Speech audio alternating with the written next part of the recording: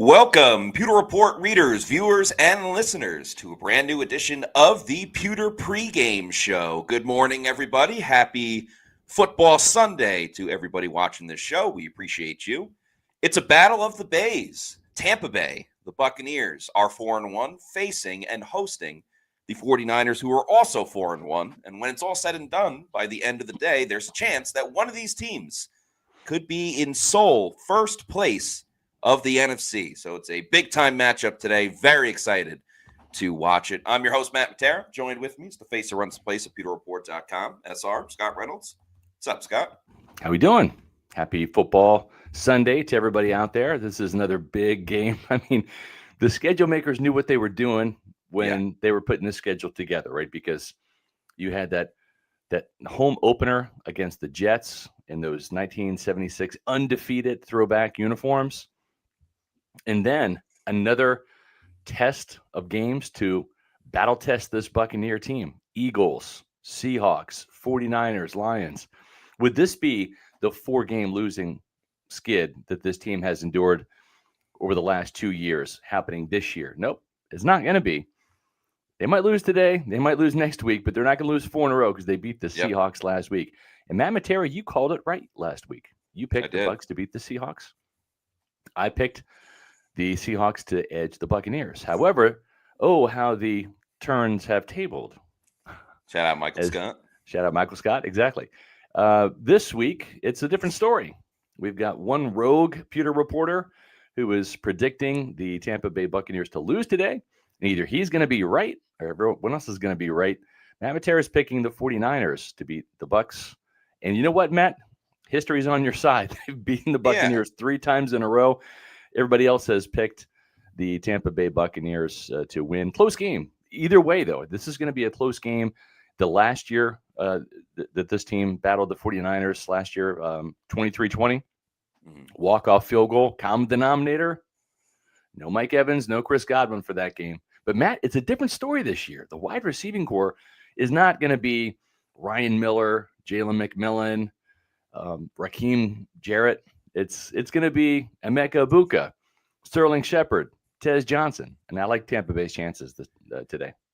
Well, the game's going to be close because all the Bucs know how to do is play close. It doesn't matter who the opponent is. It is going to be close. And yes, they are way more equipped to still function as an offense, despite not having Mike Evans and Chris Godwin Jr. and Bucky Irving as well at the running back position. So I'm curious who steps up out of that group besides Emeka Egbuka. We know he's the number one guy, but this is the first true tough test for Emeka Egbuka in terms of the other games. He did have Mike Evans by his side. And then when Evans got injured, he did have Chris Godwin Jr. And I understand Chris Godwin Jr. hasn't had the impact just yet on this team. I think still having the mere presence of him forces defenses and opponents to plan for him and keep an eye on him. But this is really the first time that Emeka Egbuka isn't going to have that security of the other top 2 guys. So I'm curious between Sterling Shepard and Tez Johnson, who's going to maybe be that second guy, or maybe it is Cade Otton once again, because Cade Otton had his best receiving game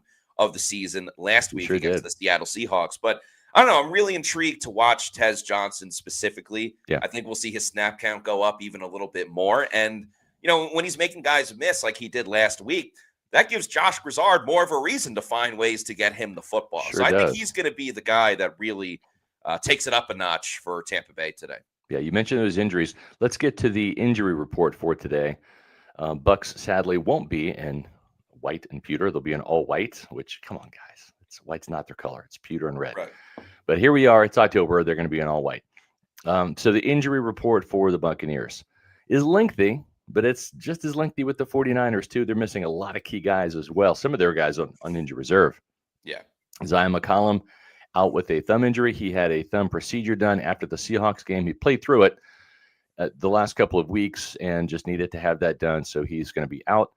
If it was Ronde Barber, he'd play. Just saying that, you know. Benjamin Morrison out with the hamstring as well. Hopefully he returns to action sooner. But, boy, this hamstring injury just feels like it's going to be a continual drag this season. He has had hamstring injuries that have popped up in mandatory minicamp, training camp, now during the season. So hopefully he gets over it at some point. Chris Godwin Jr., out with a fibula injury.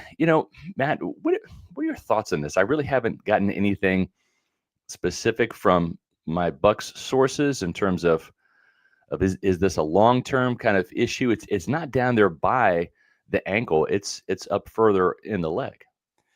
Yeah, Todd Bowles said it's a week-to-week type of thing, but also we've seen Todd Bowles be egregiously and outrageously wrong about certain injury Right. situations, going all the way back to Yeah. Tristan Wirfs over the summer.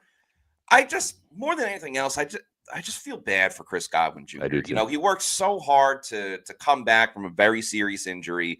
He took less money to stay in Tampa Bay based on the foundation of this team and just living in the area. For him to come back, fight, finally gets to play, and then 2 games in, he's injured again. It's oddly kind of reminiscent of when he came back the last time a couple of seasons ago.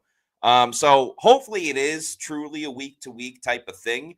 The Bucs are certainly going to need him for the long haul, like I mentioned before. Not the biggest impact in the 2 games that he played, but right.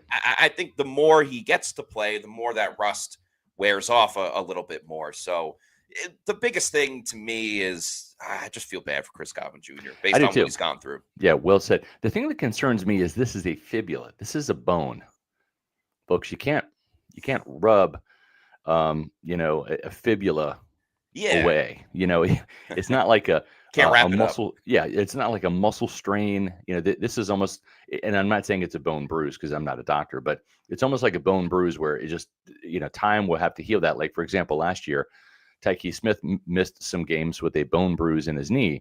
Very, very painful. I mean, I'm sure it hurts for even Chris to walk and, maybe put some weight on it. But that's the thing is this is a bone as opposed to a muscle where like a hamstring, that can be stretched out, that can be treated. It's hard to treat, the fibula. So we'll see what happens and how long he's out. Mike Evans, hamstring. I'm hoping, and I think this team, by not putting Mike on injured reserve, which would mean he would miss 4 games, they hope that he is back for the Lions game next week. And I think that's the expectation, that he returns to practice next week, and hopefully even having that extra day, because the Monday Night Football game is in Detroit, having Mike Evans back next week would be a huge boost, because that's going to be a rock'em sock'em game on Monday Night Football, Bucs and Lions. Bucky Irving, I think probably is maybe in play for the Saints game. We'll see if he can go next week.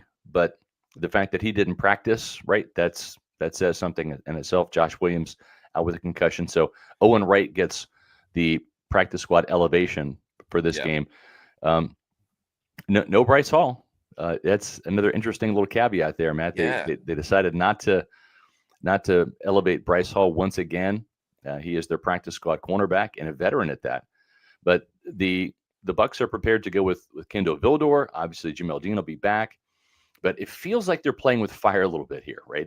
It's one thing to go into a game with Jacob Parrish, with Kendall Vildor, and with Zion McCollum at cornerback. But given Jamel Dean's injury track record, and the fact that he's coming off of an injury, and the fact that Jamel Dean sometimes has not finished games due to injury, I'm a little concerned about this, aren't you? Right. I trust that the team knows what they're doing, but yeah, it's definitely dicey considering how Jamel Dean, it is good that he's coming back, but when he'll miss games, but a lot of times he leaves games early. Yeah. And we saw that the last time that he did play as well. And I don't know if the Bucs have the right type of firepower to combat that. So it is very surprising to me that Bryce Hall, once again, was not called up, but they must be seeing something in practice where they go, I don't know if we need him. I also think Christian Izien, if he is able to go in this game, he is listed as questionable. Yeah. To me, that's a big, big difference. Because then you could put Izien in the slot, let him play nickel, and Jacob Parrish moves to the outside, and he can play the outside for the entirety of the game. And to me, one, that's obviously crossing off any issues with having Kendall Vildor or Josh Hayes play on the outside. But I think you strengthen your team overall if Parrish is on the outside and Izien is able to play in the slot. So hopefully he'll be able to go today. Yeah. And also what it tells me is this team feels comfortable with Josh Hayes at cornerback. I know that scares a lot of Buccaneer fans out there, but that's, if he's the emergency corner over Bryce Hall, that's at least what it tells me, is that they feel comfortable with him in that situation. Josh Hayes is one of the best special teamers in the league. You look at what he was able to do last week, downing that punt at the 1 yard line. Unfortunately, it didn't really help the defense because they gave up a 99-yard touchdown drive, but still. So that's the injury report for the Tampa Bay Buccaneers side. The 49ers side, it's not even just the injuries that the 49ers are dealing with, right, Matt? But it's also, too, a lot of the players that just aren't on this team anymore that have played a role in beating the Buccaneers. Let's go through the injury report for San Francisco. The biggest one, of course, is Brock Purdy's not going to be playing. And that's not that much of a surprise, right? Because this team has kind of been expecting Mac Jones to play. And Mac Jones has played well in the absence of Brock Purdy, even better than Purdy has played this year. Yeah, that's what I was going to say, is that you're probably getting the better quarterback of the two, at least currently for the San Francisco 49ers. I believe Jones only has one interception when playing, where Correct. Brock Purdy had four when he was in there. And I think a key for San Fran has been not turning the football over too much when Mac Jones has been in the game. And we'll see how he looks today. I mean, he's one of those guys, he's just going to find the open player. Doesn't matter if it's deep, if it's short. And he's going to dump off the ball a lot to Christian McCaffrey. So he's not going to play too much out of his element. So hopefully the Bucs can try to get up in his grill and pressure him, because the Rams weren't able to in that Thursday night game when the 49ers last played. So generating pressure is going to be big for Tampa Bay. Yeah, and it's going to be interesting because Mac Jones himself has been on the injury report with a knee he's and banged an oblique. Up too. Yeah, a knee and an oblique injury. So that's probably going to make him more of a stationary target. Yeah. So I would expect Todd Bowles to blitz him, because he's not going to be able to escape much with that knee and oblique injury. And the backup quarterback, in case you're wondering, is Adrian Martinez, former Nebraska and Kansas State quarterback, who has been pretty good in the UFL, but he is not really an NFL caliber quarterback. But he is the backup quarterback today, and we'll see what happens. A couple of other big players for the 49ers that are out. Of course, Nick Bosa is on injured reserve. So is George Kittle. Those are two Pro Bowl players that really forced this 49ers team to play without a lot of star power in offense and defense. But they're not playing with Ricky Pearsall, the former first-round draft pick out of Florida, the receiver. He is out with a knee injury. Yetur Gross-Matos, who they have played before when he was with the Carolina Panthers, former second-round pick, he is out with a knee and a hamstring.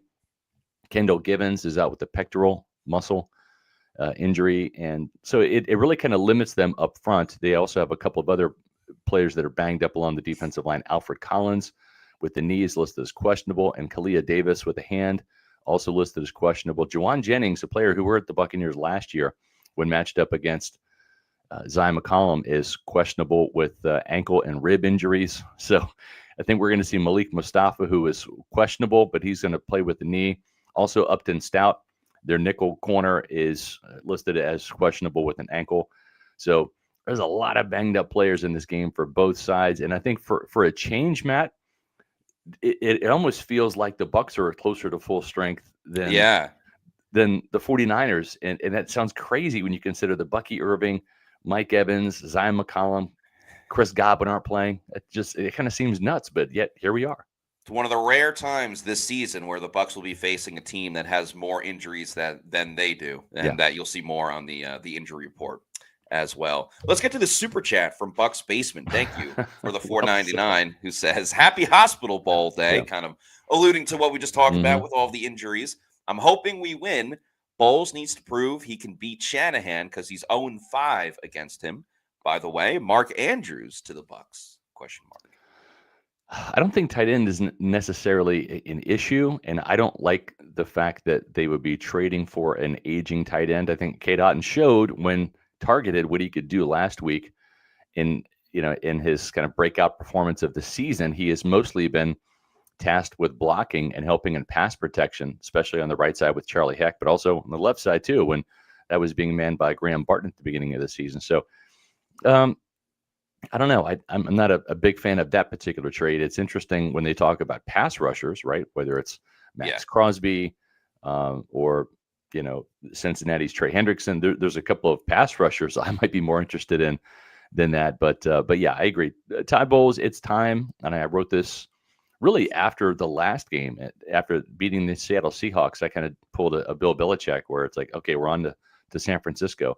Great, nice win up in Seattle, but it's time to beat Kyle Shanahan and the 49ers. And it's been kind of the mastery, right, of Kyle Shanahan against Todd Bowles. He has won 3 straight games. It's getting a little closer each year in the Bucs' favor. It was 23-20 last year. I think it was 27-14 in 2023, Baker Mayfield's first year with the Buccaneers, and that was out there in San Francisco. And then Tom Brady and the Bucs got blasted 35-7 in Brock Purdy's first game as a starter back in 2022. So hopefully this is trending in the right direction. The Buccaneers get a win today, and he can finally kind of cross off the must beat Kyle Shanahan mark on the checklist there. That's part of why I'm taking San Francisco in this game. It's just I don't know, and I don't think that Todd Bowles is going to be able to figure out Kyle Shanahan. We've seen Shanahan be able to get really any of his players involved, and he's doing that right now when it's the walking wounded out there for San Francisco, and he's doing it with a backup quarterback, and he's done it with Brock Purdy being the Mr. Irrelevant pick. Todd Bowles has had a lot of great adjustments this year, whether it was hiring Zach Beislein, whether it's the clock management, some defensive adjustments. But the 49ers have extra time to prepare against a team that Shanahan has had his number. Oh, and by the way, I'm sure he put on the tape of the Bucs-Seahawks game and saw what Sam Darnold did. And I get it. Sam Darnold had a really good game, but I'm sure there's a lot of things that the 49ers looked at and said, oh, okay, we can beat them here, here, here, and here. It's on Bowles to make the adjustment. I think coaching is going to be gigantic in this game, as it is every single game. And I just don't know if Todd Bowles can hang with Kyle Shanahan in that standpoint. Yeah, and it's interesting, right? Because when you look at this game, and we kind of talked about it on Wednesday in our Bucs 49ers preview, the 49ers defense is a shell of its former self, right? There's no Nick Bosa. They don't have Javon Hargrave, a defensive tackle. Leonard Floyd is gone. You've got Hufanga, the Pro Bowl safety. He's gone. Greenlaw, the other linebacker, he's gone. Travarius Ward, the cornerback, he's gone. So it's kind of like Fred Warner and everybody else. Now that's a good piece to have. If you've got a all-pro middle linebacker, that's a good building block for your defense there. But this is a much different 49ers defense in terms of chess pieces that Robert Saleh has to work with this go around. He's got a couple of starting defensive backs that are rookies, and Marquise Siegel played at Kansas State, as well as Upton Stout, a player that we liked out of Western Kentucky that had a pretty good Senior Bowl. Stout is the nickel. Siegel is a safety. So it's to me, this game is going to come down to 2 things: turnover margin, and we saw how important that's been for the Buccaneers over the last 2 games, right? You've got a 2-0 deficit in the turnover margin to the Eagles, and the Eagles won a close game. The Buccaneers had a 2-0 advantage in the turnover margin last week against Seattle, and they won a close game. So turnover margin is going to be huge. Also, who wins on third down is going to be key. 49ers have got 0 interceptions on defense, which is kind of crazy. But when you look, they don't have a lot of playmakers either. Right. They have 0 interceptions on defense. I think they only have 10 sacks in 5 games up front, or maybe it's even less than that. I'll check it out in a second here. But they're not making splash plays. They are forcing some fumbles and getting some takeaways in that area. But the one thing they can hang their hat on, Matt, is third downs. This is a stingy unit when it comes to third downs, and they're ranked 5th in the league at 33.3%. So if Tampa Bay can get 45% or better on third downs, I like Tampa Bay's chances. Yeah, the 49ers defense, it's fundamentally sound with Robert Saleh coaching them up. But they don't really do anything spectacular, as you were talking about. But when the game's on the line, that's when they show up the most. And they forced a big-time fumble against the Rams on that Thursday night game as the running back was trying to get into the end zone. So they do have moments where they can pop up. I do think the Bucs will be able to protect pass blocking-wise against the 49ers. So I think it's going to be a big-time scoring game. I like the over in this game because of the Bucs' ability to protect. And when Baker Mayfield's playing at an MVP level, you kind of just got to go and trust him. So it might take one or two big plays against the 49ers defense to get the win today. So we'll see. Yeah, I agree. And I'm actually giving the 49ers way too much credit for their pass rush. They only have 6 sacks this year, just 6 in 5 games. Yeah. So a big reason for that, of course, is Nick Bosa he's only had 2 before he was placed on injured reserve. Bryce Huff, who the team traded for in the offseason, and thankfully they did, because Micah Williams, the first-round draft pick, has not done anything from Georgia. Yeah. And he's got 3 to lead the team. So there's not much to this 49ers team in terms of picking off passes and sacks and really affecting quarterbacks that way. Not saying it's going to be an easy game, because you're right. Robert Saleh's a fundamentally sound defensive coach, and this is a young 49ers defense that's going to be way better as the year goes on. And Saleh's a very good defensive mind, a good teacher. So you just hope this isn't the breakout game where they get those sacks, they get those interceptions, and Baker Mayfield can actually have a lot of success. Let's hope that's the case today for Tampa Bay. I think it will be. Chomping Doggo, thank you for this $4.99 super chat, says, best ways to manage Christian McCaffrey. He hasn't had an off game this season. Levante and Servassier? Spy with the slot corner? Safety? I think this is a game where you want to play a lot of zone, because to me, this is going to be a game that might drive Bucs fans a little crazy. I'm expecting Todd Bowles to play probably more zone today than he has in recent weeks. And part of the reason of that is you want to keep Christian McCaffrey in front of you. Yeah. Make him kill you with 100 yards receiving on like 12 or 14 catches, right? Limit the yards after catch. Don't put Servassier Dennis and Levante David in man situations against Christian McCaffrey. That happened last year.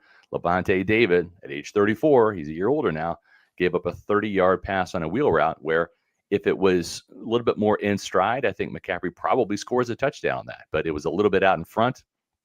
Levante was able to catch him, but not after 30 yards were gained down the field. We already know that Servassier Dennis is not the guy you want covering Christian McCaffrey, whether it's in the slot, whether it's on screen passes, whether it's in the flat, on swing passes. So to me, I would play more zone defense, keep Christian McCaffrey in front of you, and then rally to the ball. Because when you look at this particular offense today without Ricky Pearsall, they're going to have Juwan Jennings, and he did have a really good game against Zion McCollum last year. He's going to be one of our key matchups, but he's still dealing with some injuries. The interesting thing is, out of the 10 touchdown passes that Brock Purdy and Mac Jones have thrown, 9 of which have gone to tight ends or running backs. 3 for Christian McCaffrey, 1 to their Pro Bowl fullback, and then 3 to Jake Tongas, who has been replacing George Kittle. Kittle has a touchdown back in week 1 before he was injured and out for the year, or not out for the year, but out for this game for sure. But that's the thing, Matt, is you want to make sure that these linebackers and safeties, whoever's guarding the tight ends and the backs, are fundamentally sound when it comes to tackling, when it comes to getting to their landmarks and zone coverage, and limiting the yards after catch for guys like Tongas and McCaffrey. Yeah, I'm straight up terrified for the Bucs and their linebackers today. Yeah. I think it's going to be very, very difficult for them to try to match up with Christian McCaffrey. And I think Todd Bowles kind of understands at this point that, excuse me, that he can't put Levante David and Servassier Dennis in that matchup too often. So I think it's going to be a little bit of a by committee type of thing. I'd love to see Christian Izien on Christian McCaffrey. Yeah. I'd like to see Antoine Winfield Jr. on Christian McCaffrey. Maybe play him up at the line of scrimmage a little bit more. And I think the biggest thing really is to try to get the 49ers into those 3rd and long situations, because at that point, then you can kind of limit Christian McCaffrey in the sense of you can dump it off to him with a pass on 3rd down. But if it's 3rd and 10 and he's only getting 6-7 yards, well, then you've done your job there. They have to be sound with tackling. I think Christian Izien will help with that if he's able to play in this game. So it's the biggest matchup of this game, at least for the Tampa Bay's defense, is how do you slow down Christian McCaffrey, not sure the Bucs will have the answers, though. And the thing is, kind of like with Bucky Irving this year, Christian McCaffrey's not really gotten the job done on the ground, right? It's mostly been through the air. Like Bucky Irving's only averaging 3.3 yards per carry after averaging over 5 last year as a rookie. And same thing here with McCaffrey. He's got 39 passes for 387 yards. He's averaging 9.9 yards per catch, 3 touchdowns. He's got a long of 29. He's got 4 big plays through the passing game. But when it comes to running the ball, 91 carries, 282 yards, a 3.1 yard average. That's pedestrian, and no touchdowns. So very similar to what Bucky Irving is doing. Irving already has 2 touchdown receptions this year. McCaffrey has 3. They're getting it done through the air rather than the ground. So if I'm Todd Bowles, make sure that Christian McCaffrey is not that all-purpose workhorse today that can beat you on the ground and through the air. Make him hurt you only through the air. Take away the run. And like you said, Matt, get the 49ers into 3rd and long. That's when you can dial up some blitzes and hopefully affect Mac Jones in the passing game with some of those blitzes and pressures. With a knee and an oblique injury, he's not going to be as mobile as he otherwise would be. I don't think he's as mobile as Brock Purdy is either. Right. But that's going to be key. Send those blitzes on 1st down to get him in 2nd long and 3rd and long situations, and make sure McCaffrey is not that all-purpose threat where he can beat you on the ground and in the air. San Francisco does commit to running the football, though. Despite the lack of success, they do still run it, so that could set up a lot of play action as well. We have a $4.99 super chat from Krusty Burrito. Thank you very much for the super chat. Says, hello from Iraq. What do you think of the max? Yeah, that's crazy. Thanks for watching from all the way over in Iraq. What do you think of Max Crosby trade proposal for 2 draft picks to help the pass rush? Go Bucs. You know, this year I'm in favor of it. And I was asked by our good friend Tom Krasnicki on my radio appearance on Friday's show on The Drive on WDE about a proposed trade the ESPN put out there for Max Crosby. And he said, do you think Jason Light's going to make a trade? And I went back and I kind of remember in the 2020 season when the Buccaneers made that trade for Steve McLendon. Now, this is more of a role player, not like a splashy pass rusher, right, that's been to Pro Bowls. But McLendon was huge. That was a huge trade. He was a serviceable player that helped the Bucs from a depth standpoint. But the reason why he did that in-season trade, and he doesn't do that very often, was because they were ramping up for that Super Bowl push. Right? They had a winning record. They were trending in the right direction. And I think that's when Jason Light likes to add pieces to it. Remember, that year he also signed in late October Antonio Brown. So 2 major moves in season to help the Buccaneers. So in my opinion, if they win today and if they win against Detroit, I think Jason Light is more inclined to not settle and say, okay, we're good, and make a move to bolster a position. Like pass rush is important. He has eyes too, right? Yeah. Just like you and I do, everybody. This team without Yaya Diaby and Hassan Reddick, who only have a sack apiece, they don't have anything after that. Chris Braswell is not getting the job done. Anthony Nelson is just a guy, good serviceable player. Marquise Watts is a special teamer only.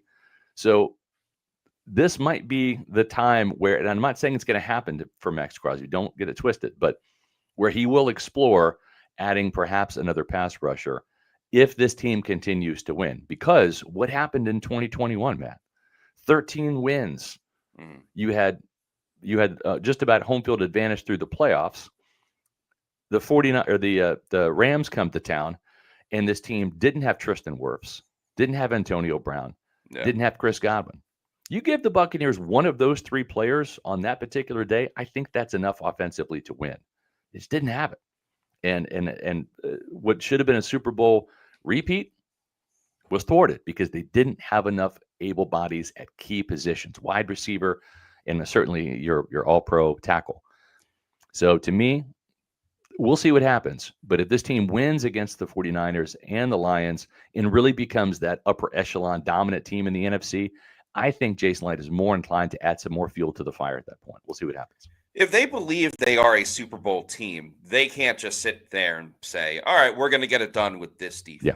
And we'll see what happens today. Maybe this is the week that Hassan Reddick puts it together, and same with Yaya Diaby. But you can't say we're going to stop some of the best quarterbacks in the league by blitzing over and over and over again. Because to your point, in 2021, that's how they ended up losing, because they had to send a blitz. Right. And Todd Bowles still will be creative, but if you want to win those big games, the best quarterbacks in the league, they know what to do when the blitz is coming. It doesn't shock them the way that, other teams that are not as talented, it will impact them. So they got to find a way to get to the quarterback. They're not getting it done on the edge, and it's absolutely something that Jason Licht should explore, and I hope he does. Yeah. Well, we're going to explore what happens today, this afternoon. The game, of course, is not at 1 o'clock. It's been switched to a 4:25 start. So if you're expecting the Buccaneers to play in a couple of hours, you got to wait a little bit longer. But that's okay. Hopefully you've enjoyed this Pewter pregame show, which will continue after this word from Pewter Report as we talk about the Pewter Game Day show. Matt Matera and Daniel Morales with the call at 4:25. The best insight, the best reaction to the action. So listen, sometimes these announcers, they can get a little biased. They can slight the Buccaneers on their broadcast, but that's not going to happen when you turn up the volume on Pewter Game Day today at 4:25 as you watch the game. Then we're going to have our post-game podcast. This is a battle of 4-1 teams, Bucs versus 49ers post-game podcast, probably after 8 o'clock tonight. This will be a 3-hour game, so 7:35, so probably closer to 8:15, maybe 8:30. That's when I'll have some time to chat with you guys. And Matt Matera, I'll be live from the stadium, and we're going to be breaking down what hopefully will be another Buccaneer win at Raymond James Stadium. They've gotten the job done this year, with the exception of the Eagles game. So there's not going to be that perfect, that's one of the things I was thinking about, Matt, before this season started. I'm like, you know what? This is the 50th season of the Buccaneers. They've never had an undefeated home record before. There've been a couple seasons where they've only lost one game. Maybe this is one of those years where that Eagles loss was it. But we'll see if they can get the job done today and restore the home field advantage here at Raymond James Stadium. Hopefully. Sometimes I feel like the Bucs play better on the road than they do at home for whatever reason. It's kind of that us against the world type of thing. But they are home today, and that's why they are a 3-point favorite in this game against the San Francisco 49ers. The line makes sense. It's 2 4-1 teams, pretty evenly matched. You're not exactly going to go with a pick 'em, and typically a point or two will go to the home team in that type of scenario. So -3 makes a lot of sense. The over's quite high at 47.5, but I do like the over in this game based on some people missing on Tampa Bay's defense and what Christian McCaffrey can do as well. And of course, Baker Mayfield playing at an MVP level. So, yeah. I just dropped in the chat Matt Matera's Pewter Picks and Props. You have plenty of time before kickoff today to watch that video. So click on the link afterwards. Matt, just real quick, don't give us the whole show, but give us maybe your favorite prop pick for today. You know what? This is a bit of a random one. I go very Emeka Ibuka heavy, but this one a little bit different, and it's plus money. Antoine Winfield Jr. to record a sack in the game. I like that. It's plus money. He's been their most effective blitzer, or one of their most effective blitzers, and they've found success blitzing their defensive backs. And remember, Winfield had the strip sack on Tyrod Taylor against the Jets, and his blitz was very important, leading to that interception to Levante David. So, I think Antoine Winfield Jr. to record a sack. It's plus money. It's a little risky, but sprinkle a little on it. Yeah, no, I'm with you on that. I will definitely co-sign on that bet there. So we've talked about the odds for this game. We've talked about the injuries that will be affecting today's game. Let's break down some of these key matchups, and let's start with the Bucs offense versus the 49ers defense. Matt, we've got Charlie Heck, right tackle, versus the 49ers defensive ends. The reason why I say defensive ends is because if you look at Robert Saleh, he flips his ends similar to what Todd Bowles does, about 50-50. Bryce Huff is their best pass rusher. And I think you and I kind of subscribe to the same thought. Why waste reps going up against Tristan Wirfs? It's a mission impossible. Yeah. So maybe take your best pass rusher and rush him more. And that's Bryce Huff, who came from the Philadelphia Eagles, where he had 10 sacks with the Jets and then signed a big money deal with the Eagles, but really underwhelmed, was even inactive for the Super Bowl. Wasn't one of their main contributors last year, kind of a bust year, but he's had a resurgence and kind of been that guy that he was with the Jets, now with the 49ers. Mikael Williams is the other pass rushing end for the 49ers. No sacks so far for the rookie out of Georgia. but he'll have some reps. And these are two different players, right? Bryce Huff is more of a physical, relentless pass rusher, and Williams is more of an athlete, more of a speed to a power kind of a player. So Charlie Heck's going to get his hands full today with two different contrasting styles. He is, and I'll give Charlie Heck some credit. You know, he allowed the sack last game against Seattle and got beaten pretty badly. And that's going to flare up from time to time. But if you look at the entirety of Charlie Heck playing at right tackle for this team, if you look at the entirety of last game against Seattle, the team protected pretty well. So I think if the Bucs, and it's tough for an offensive lineman, right? You block the guy 99 times out of 100 and you're great. But the one time that the edge rusher gets to the quarterback, you're a bum, and that player's going to the Pro Bowl. Like, it's a little unfair, but, you know, that's the nature of the game. So I think Charlie Heck has held up better, and the Bucs have been able to operate better than expected with Charlie Heck in there. So I'll give this one a push just based on if San Fran gets one sack and it's Charlie Heck's fault. I don't know if that's going to be the entire downfall of this game. Yeah, and I think he's played better. There's more continuity now that he's got a couple of games at right tackle under his belt. You know what? I was going to go with the 49ers ends, but Matt, you've sold me on Charlie Heck. I'm going to go with a push as well. Emeka Egbuka versus Diamadore Lenore. He's not a wide receiver, folks. That's a typo on my part. He is a cornerback. He is probably their best cornerback in terms of being an experienced player. I mean, Charvarius Ward is gone. They've got a lot of kind of unheralded, unsung players there. And Egbuka has just become an absolute phenom. I think you and I, Matt, we expected him to be really good, but maybe not this good early. I mean, he's a sensation. He's incredible. I'm taking Emeka Egbuka in this matchup. I think Lenore's a little overrated. Everybody all week, he's their best corner. He's their best corner. I don't know. The Rams continuously tried to targeted him. Last game, and I don't know. Sean McVay's a pretty good offensive coordinator. I think he knows what he's doing. But Emeka Egbuka, I think we're truly going to see his fantastic play on display in this one. Again, no Mike, no Chris. He's kind of out on his island, his own island, a little bit. Emeka Egbuka, the plays that he makes them look easy, which is crazy. Like even that one-handed catch over Sauce Gardner right there, he made it look like he was just messing around and I'm just going to catch this one-handed because I feel like it. And he's become a deep ball threat as well. I think that's been very important for this offense, opening things up. So I'm excited to watch Emeka Egbuka today. I am too. I'm going to take him as well. Cade Otton, who really had a breakout game against D. Winters, who is replacing Dre Greenlaw. I think we liked Winters coming out of TCU. He was on that fabled TCU team that went undefeated until they ran into the Kansas State Wildcats in the Big 12 championship game, and then they got hammered in the playoffs. After beating Michigan, they got destroyed in the championship game.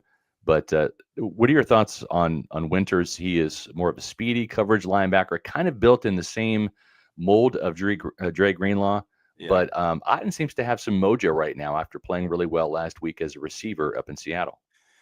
Yeah, it's difficult to gauge with Cade Otton. It's such a week-to-week thing with him because he'll pop up and have great moments and then just kind of revert back to a guy that plays 97% of the snaps and is in more of a blocking mode than necessarily a receiving mode. And I think that kind of just depends on the opponent and what the game plan is. So to me, it's very difficult to gauge what Cade Otton is going to do on a week-to-week basis. So I'll take a push because of that. I think he's still very important to this team, and he can impact the game by being a great blocker. But I don't know, if he only has 2 catches for 12 yards, does it mean that he had a bad game, or was that just his role in the offense that week?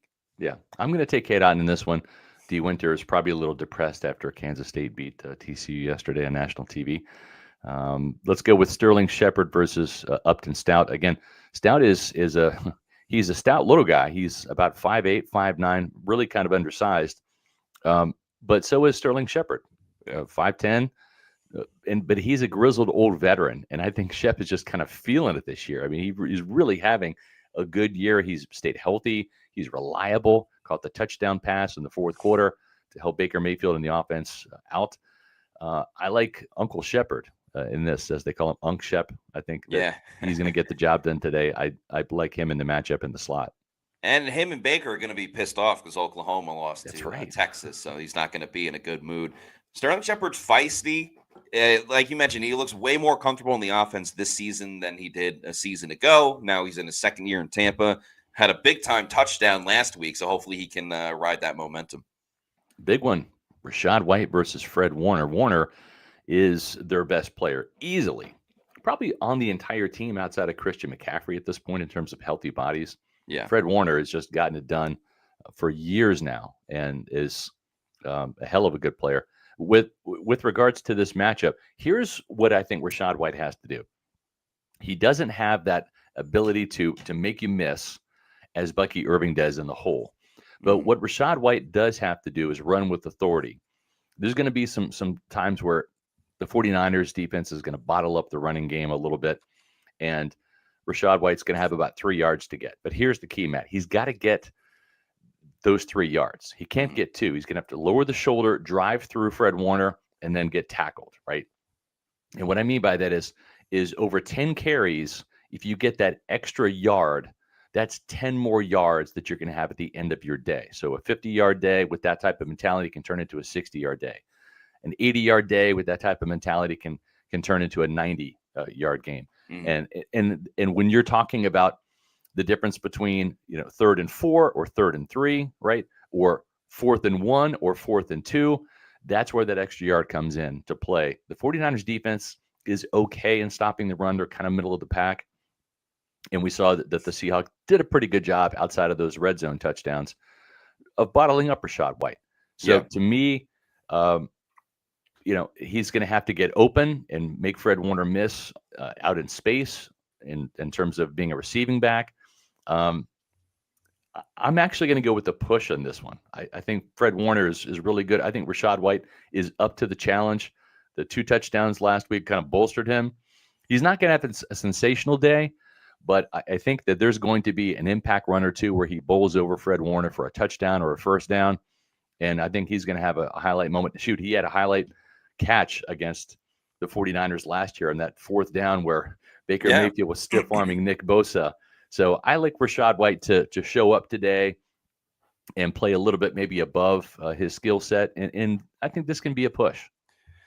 Yeah, Rachaad White's impact, I think, is going to be all-encompassing. It's not just going to be either him running it. I think it's going to be a little bit of him blocking, a little bit of him as a receiver in the screen game, and different things. But what I hope for the running game in total for the Bucs is, it wasn't spectacular against Seattle, but at the end of the game, with the game on the line, a 3rd and 7, and they ran it, and they got that first down and set up the game-winning kick by Chase Money McLaughlin.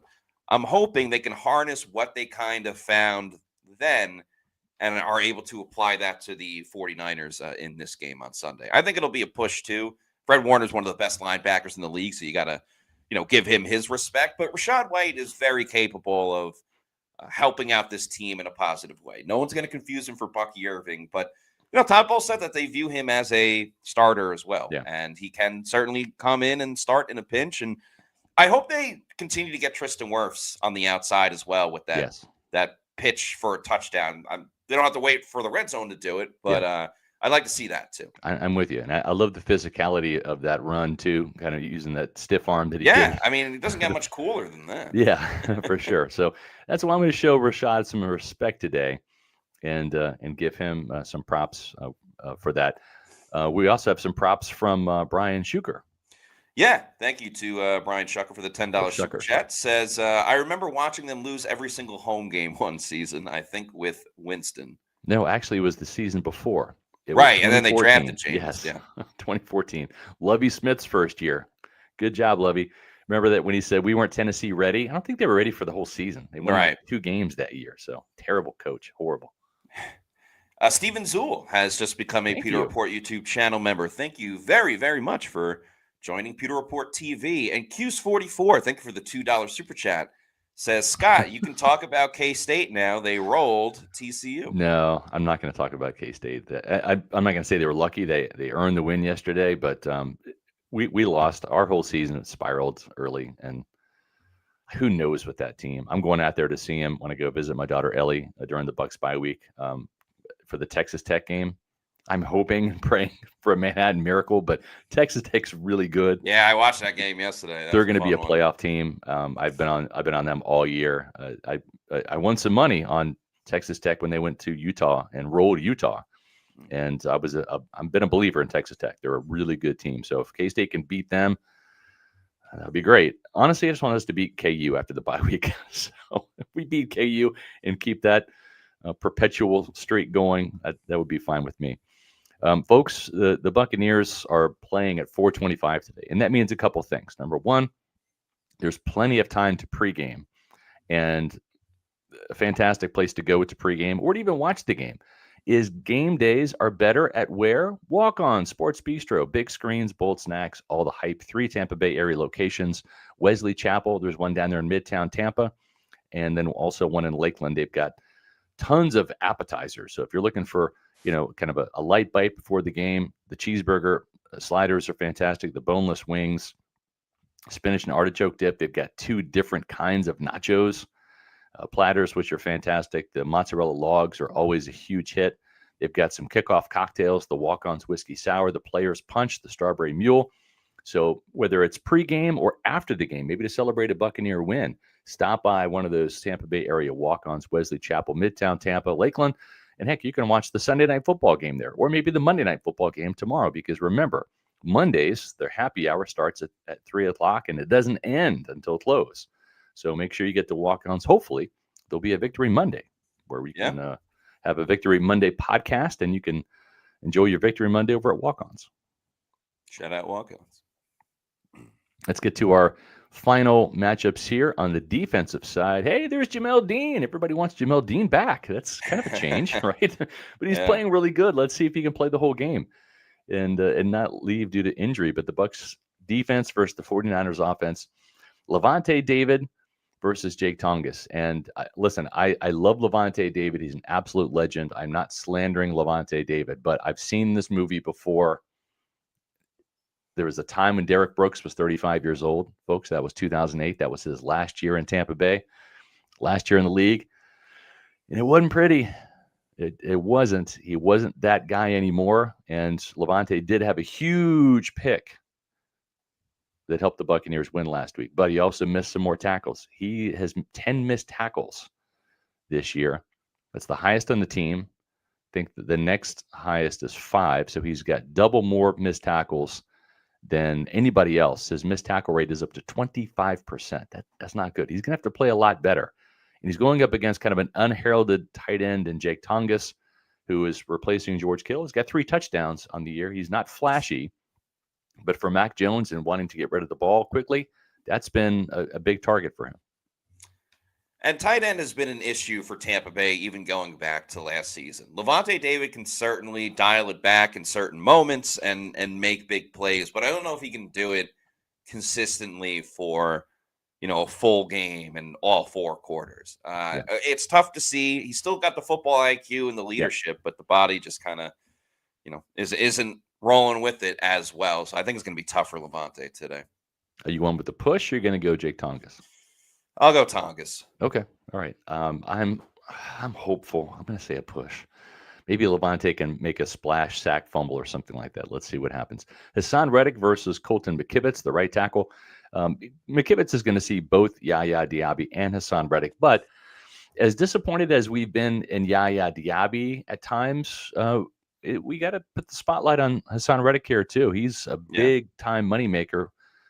$14 million this year. 1 sack so far. It's not that he's played poorly, and the Bucs defense has been stymied by the fact that because Todd Bowles blitzes so much and has success with it, that the game plan heading into a lot of these games is the quick game to negate those pressures and sacks and help the quarterbacks out. So Hassan Reddick's got to fight through that, though, and get to the quarterback. If the quarterback's only holding onto the ball for 2 seconds, 2.5 seconds, well, you got to get there. You got to go through a guy or around a guy to make sure that happens. But let's see a splash play or 2 from Hassan Reddick. I'm going to say this is a push. I want to see more. I'm glad that Larry Foote challenged both him and Yaya Diaby and the whole linebacker room. And we need to see more from Hassan Reddick. I'm hopeful he delivers, but I'm going to say this is a push. I have reached the territory with Hassan Reddick and Yaya Diaby that I did last year with Yaya, which is I refuse to take Yaya, and in this case Hassan Reddick, in any matchup until they go and prove something. Yeah. Prove it to everybody, Hassan Reddick. Show why the Bucs took a chance on you in free agency this offseason. I got to go Colton McKivitz because Hassan Reddick hasn't brought it since week 1. And I know they drop him back in coverage a lot more, but I can't pick him until he proves it. Yep, I agree. Oh, boy. This is a massacre. This is painful to even say. Servassier Dennis versus Christian McCaffrey. Hopefully, Todd Bowles puts Servassier Dennis into position to not be in charge of covering Christian McCaffrey out of the backfield. Maybe some zone coverage is the way that happens. I don't know. Here's the thing. I do like Servassier Dennis in the hole. Now, this is not Servassier Dennis, and this is Levante David and KJ Britt. But the Bucs did a pretty good job of containing Christian McCaffrey in the running game last year. And that's actually where Servassier Dennis has played really, really well. He's actually been better than KJ Britt. Yeah. In run defense, as a tackler, even as a blitzer. I mean, he was the one that had that key blitz with Antoine Winfield Jr. Servassier Dennis got into the backfield first and forced the protection back to slide to him. And that's what gave Antoine Winfield Jr. the free shot at Sam Darnold, pressured him a little bit, and that's what caused the interception. So Servassier Dennis, I love him going forward. In reverse, not so much. And he's going to be tasked with covering Christian McCaffrey a lot today. If I'm Kyle Shanahan, I'm trying to get 10 to 12 targets for Christian McCaffrey, either on wheel routes, screens, swing passes, Texas routes, anything. But this is all Christian McCaffrey as far as I'm concerned.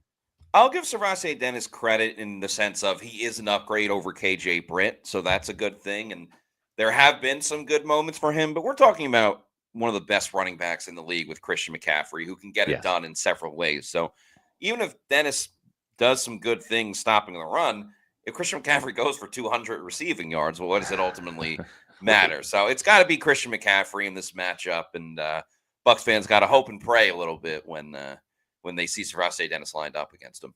Yeah. Man, I must have been reading your mind earlier because I did this graphic before you wisely said, hey, I kind of like Antoine Winfield Jr. in a prop bet today as a sacker. And listen, whether it's getting to Mac Jones on a sack and forcing a fumble, as he did against Tyrod Taylor in the win over the Jets, or whether it's maybe getting his first interception of the year. He had one last week called back due to a penalty. But and Mac Jones doesn't throw the ball into harm's way very often. But it feels like Antoine Winfield Jr. is on the cusp of having another Pro Bowl caliber season. Yeah. And that continues today. He is going to find the way to make an impactful play, whether it's an interception or whether it's creating a fumble off of a sack. But I think Winfield is going to have the superhero cape on today. And I suspect that he is going to have a big time play or two. So I like him over Mac Jones in this one. Yeah, so do I. I think the big thing with Antoine Winfield Jr. is he's getting back to making those impact plays that he was 2 seasons ago when he was an All-Pro. And I think the switch got flipped when he had that big pass breakup in week 1 against the Atlanta Falcons. Remember, Atlanta was trying to tie the game up, and they almost scored the game-winning touchdown if it wasn't for Antoine Winfield Jr. And I think that really got the momentum going for him specifically as a player. And then 2 weeks later, as you mentioned, made that big play against the Jets. They're going to need him today. There's no doubt about it. And if he's got to put the team on his back, well, damn it, he'll do it. So, yeah, I'll go with Antoine Winfield Jr. The return of Jamel Dean. Always a good scene when Jamel Dean is out there and playing really well. We'll see how he fares today against Juwan Jennings. This was a matchup that the 49ers kind of dictated last year to Zion McCollum. And quite honestly, Zion really wasn't up to the challenge. Juwan Jennings is a physical wide receiver, big-bodied guy, not very fast. Yeah. Zion's one of those guys that, like, he'll blanket Xavier Worthy like he did last year when the Bucs played the Chiefs on Monday night, shut him down completely.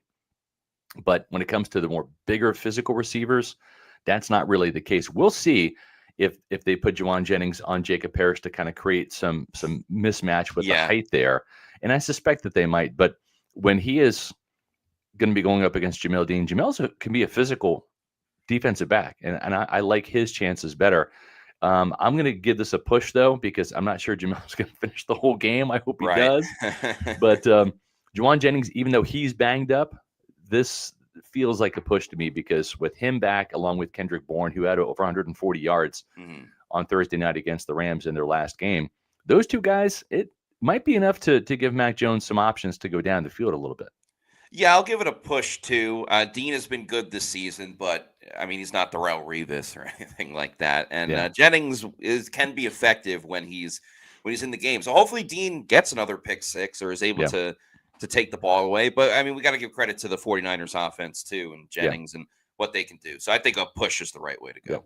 Leadus Production, just to let you know, Brandon Ayuk is not playing. He has been out with a knee injury since last year, so he's out. Ricky Pearsall is out, so they're down to Kendrick Bourne and Juwan Jennings. They're also going to have Marquez Valdez-Scantling, who played at USF. And then you also have Demarcus Robinson, who played at Florida. So you have a Florida receiver and a USF receiver coming home for kind of a hometown game. It's where they played their college ball. So hopefully those guys won't be feeling it today with the return to Raymond James Stadium. But it should be a very good, entertaining game. The entertainment factor this year, Matt, has been off the charts. Every single game has been mucho entertaining, even the one that they lost to the Eagles, with the way they came on in the second half and dominated that game, just ran out of time. We're chasing that blocked punt the entire game. Hopefully, those blocks are over, and maybe special teams has its act together. I don't know. We've seen blocked punts. We've seen blocked field goals. We've seen massive kickoff returns. I don't want to see a punt return today against the Buccaneers, Matt. Special teams has got to maybe not be special, but just not suck. Yeah, just be average. Yeah. They just need average special teams. That's really all you could ask for at this point. So we'll see what pops up today with the issues for Tampa Bay's secondary or special teams. Just a reminder, we have special coverage. We have special teams. That is Matt Matera and Daniel Morales. That's our special team right there for Pewter Game Day at 4:25 right here on Pewter Report TV, our YouTube channel. Make sure you have hit the subscribe button if you haven't already. We're on our way to 22,000 subscribers. Thanks to you. It's free to do that. You can also join our channel by hitting the join button and become a Pewter Report TV channel member. I did add, as promised, an Emeka Ibuka there you go. emoji. So you've got that to tinker around with now. So we've added another emoji because the people have spoken. We have delivered. And then we also have got our post-game podcast probably after 8 o'clock tonight, Bucs versus 49ers from Raymond James Stadium. We're going to be excited to break down this game. Hopefully, again, another Buccaneer win to talk about tonight. Absolutely. And we're special teams in the sense of Chase McLaughlin and Cameron Johnson, not the rest of the special teams for sure. For the Bucs. But yeah, a lot of good stuff coming up later today. Hopefully we're talking about a Bucs win over the 49ers. But in the meantime, if you're not already doing so, please make sure you're following us on all of our social media at Pewter Report on X, Facebook, and Instagram. And our YouTube channel is Pewter Report TV. Please like and subscribe. Leave a comment on this video, what you think is going to happen in the game, who do you think is going to win, and maybe why that team is going to win. But that'll do it for us this morning. For Scott Reynolds, I'm Matt Matera saying thanks everyone for watching. We'll see you soon for another edition of the Pewter Pregame Show. Out.